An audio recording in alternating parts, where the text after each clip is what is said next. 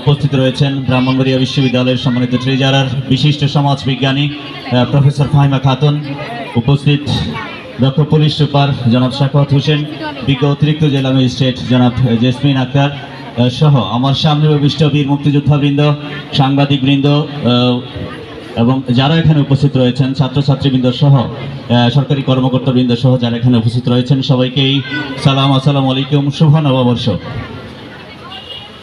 আমরা গর্বিত যে আমরা বাঙালির প্রাণের উৎসব আজকের এই পহেলা বৈশাখ, আমাদের জাতীয় উৎসব।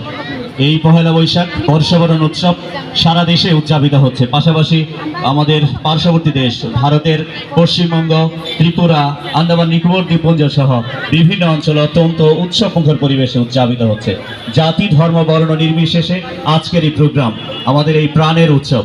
আমরা চাই এই যে প্রাণের উৎসব সবার প্রাণে দোলা লাগুক এবং আমাদের জাতি, ধর্ম, বর্ণ নির্বিশেষে প্রত্যেকেই এই উৎসবকে উদযাপন করুক, যেটা আমাদের ইউনেস্কো কর্তৃক স্বীকৃত হয়েছে মঙ্গল শোভাযাত্রা। সেই শোভাযাত্রা আমরা করেছি।